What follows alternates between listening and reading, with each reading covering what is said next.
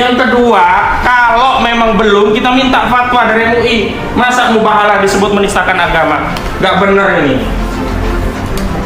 Kita dari tadi diam-diam gak layani, begitu marah nanti baru layani. Siapa saja boleh Pak, nggak harus pimpinan. Di surat saya juga siapa saja yang ditunjuk. Ijazah Jokowi itu palsu, Anda berani mubahalah tidak?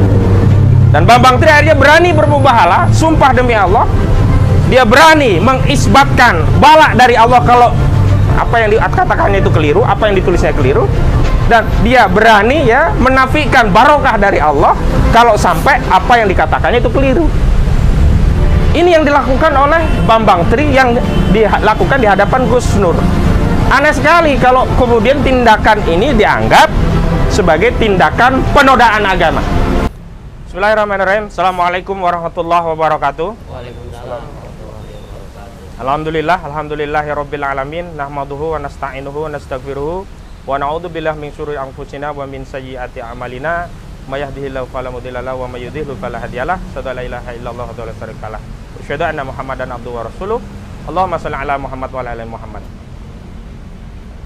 Hari ini kami dari kuasa hukum Gus Nur atau Sugi Nur Harja dan juga Bambang Tri Mulyono, pada tanggal 14 November yang lalu kami sudah mengirimkan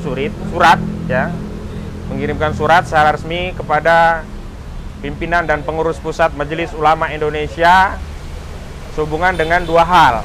Yang pertama, kami meminta informasi kepada pimpinan Majelis Ulama Indonesia Pusat Jakarta tentang apakah MUI telah menunjuk atau mengutus ahli agama sehubungan dengan perkara yang dihadapi oleh klien kami, Gus Nur, yang hari ini ada dalam tahanan Barreskrim Mabes Polri dengan tuduhan telah melakukan tindak pidana penistaan agama sebagaimana diatur dalam pasal 156A KUHP. Kenapa demikian? Unsur utama penistaan agama itu harus ada keterangan ahli, dan dalam hal ini ahli agama. Karena konten yang dianggap menistakan agama itu adalah agama Islam. Ya, ini apa? Konten mubahalah yang ada pada akun YouTube GN13 yang dilakukan oleh klien kami, Gus Nur. Kami sendiri sebenarnya merasa heran, kenapa bisa orang Islam yang meyakini ajaran agama Islam, yang sedang mengamalkan salah satu ajaran Islam yakni mubahalah, dituduh melakukan penistaan agama. Dan kalau memang benar Barreskrim Mabes Polri, khususnya Direktorat Tindak Pidana Cyber Barreskrim Mabes Polri, berani menetapkan klien kami sebagai tersangka dalam kasus penistaan agama, maka Direktorat Tindak Pidana Cyber Barreskrim Mabes Polri harus memiliki keterangan ahli, dan ahli yang dimaksud adalah ahli agama. Ahli agama yang dimaksud adalah agama Islam, dan ahli agama Islam tadi harus representasi dari lembaga otoritatif. Dalam hal ini harus yang ditunjuk oleh Majelis Ulama Indonesia. Tidak boleh dari ormas-ormas, tidak boleh dari majelis taklim, harus resmi dari Majelis Ulama Indonesia. Karena itu pada tanggal 14 Oktober yang lalu kami meminta informasi kepada Majelis Ulama Indonesia tentang apakah MUI telah mengutus tim hukumnya atau siapapun yang diutus oleh MUI untuk menjadi ahli dalam rangka diambil keterangannya dalam kasus penistaan agama yang telah menetapkan klien kami Gus Nur atau Sugi Nur Harja sebagai tersangka penistaan agama. Yang kedua, kami juga sudah mengirimkan surat untuk meminta fatwa keagamaan dari Majelis Ulama Indonesia tentang mubahalah. Kenapa demikian? Karena materi muatan yang disidik terhadap klien kami Gus Nur adalah materi mubahalah dalam unggahan konten YouTube saat Gus Nur pada 26 September yang lalu mengunggah konten di YouTube-nya GN13 mubahalah terhadap ijazah palsu Saudara Joko Widodo yang dilakukan oleh Bambang Tri Mulyono dalam kasus terpisah yang juga dijadikan tersangka dengan kasus yang sama dan juga telah memberikan kuasa hukum kepada surat kuasa kepada kami. Kami ingin tanyakan melalui fatwa keagamaan resmi dari Majelis Ulama Indonesia tentang mubahalah itu sendiri. Apakah orang yang sedang mengamalkan ajaran Islam dalam hal ini mubahalah kemudian bisa dianggap menistakan agama. Kita juga pengen tahu mubahalah itu dalam Islam apa. Walaupun kita secara fikih tahu, tetapi kita ingin pendapat resmi dari MUI. Apakah mubahalah itu hukumnya wajib, sunnah, makruh, atau bahkan haram? Kalau memang nanti ada fatwa mubahalah itu haram, bolehlah orang yang melakukan mubahalah itu melakukan penistaan agama. Tapi kita tidak mau berandai-andai. Kami ingin meminta fatwa keagamaan yang resmi dari MUI tentang mubahalah itu hukum syaraknya seperti apa. Namun sayang hari ini kami tadi sangat menyayangkan sikap dari Majelis Ulama Indonesia yang diwakili oleh petugasnya, yang tidak memberikan kejelasan siapa yang menerima kami, padahal di surat kami juga jelas hari ini kami juga meminta sekiranya dapat beraudiensi dalam gedung MUI juga. Kami sudah sebutkan di surat kami. Jadi tanggal surat kami adalah 14 Oktober dan rencana kami beraudiensi adalah hari ini. Hari apa nih? Tanggal 17 Oktober ya. Tanggal 17 Oktober 2022. Dan kami juga tidak meminta harus pimpinan atau yang mewakili bisa menemui kami. Tapi hari ini kami tidak ditemui satupun ya perwakilan dari MUI untuk menerima tamu kami dari jauh-jauh ini. Dan kami sudah berkirim surat, bukan kami liar datang langsung minta ditemui. Sudah janji. Sudah kita kirimkan surat dan surat itu sudah diterima, ada tanda terimanya. Nanti tolong dibacakan isi suratnya nanti. Dan kami hari ini tidak mendapatkan kejelasan tentang kapan mau diterima. Dan tidak ada bahkan satupun wakil yang menemui kami hari ini. Saya sangat sayangkan kepada lembaga sekelas Majelis Ulama Indonesia yang memberikan pelayanan kepada masyarakat, dalam hal ini kami yang sudah bersurat secara resmi tapi tidak mendapatkan pelayanan yang baik. Ini catatan buat Majelis Ulama Indonesia.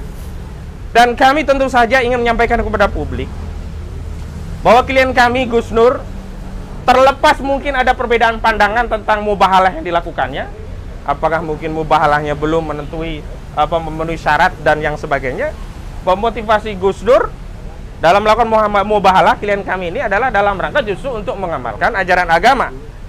Yakni ketika ada banyak kebohongan di masyarakat, Gus Nur ini ya klien kami sudah sulit untuk mempercayai seluruh informasi yang beredar.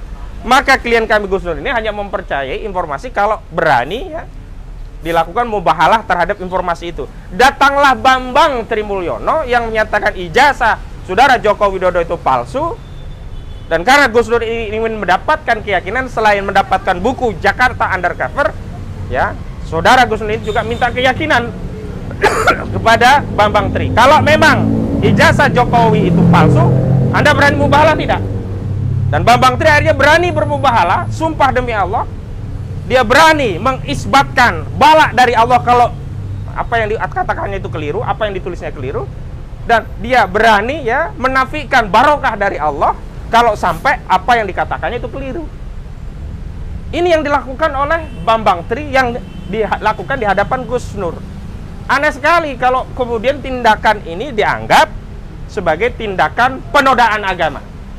Namun kami tahu persoalan ini adalah persoalan ya yang berkaitan dengan kekuasaan. Kenapa demikian? Karena Bambang Tri menggugat Saudara Jokowi di Pengadilan Negeri Jakarta Pusat sehubungan dengan kasus ijazah palsu. Dan tidak lama Bambang Tri dan Gus Nur ditangkap. Kami juga sudah komplain berkali-kali kalau ada persoalan perdata tentang hak keperdataan terhadap ijazah yang palsu tadi, kemudian dianggap ijazah itu asli, maka perkara perdata harus didahulukan. Mengingat sudah ada Perma nomor 1 tahun 1956 yang meminta proses pidana itu ditangguhkan menunggu putusan perdatanya inkrah. Tapi ternyata klien kami ditangkap dan ditahan. Dan karena itulah kami juga sebagai kuasa hukum Bambang Trimulyono akhirnya mencabut perkara perdata dan sekarang sedang berkonsentrasi untuk menghadapi masalah pidananya. Sekali lagi kami ingin masyarakat, seluruh rakyat Indonesia bisa melihat persoalan ini secara jernih. Kami tidak sedang mendakwa siapapun, tapi kami sedang mencari ikhtiar hukum di pengadilan. Sayangnya klien kami ini ketika mencari ikhtiar hukum di pengadilan justru mendapatkan represi. Dan karena itulah kami Waalaikumsalam warahmatullahi wabarakatuh. Lanjut Bang. Dan karena itulah kami mencari ikhtiar keadilan. Di antaranya kami meminta fatwa keagamaan dari Majelis Ulama Indonesia untuk meminta keterangan apakah mubahalah itu ajaran agama Islam atau tidak.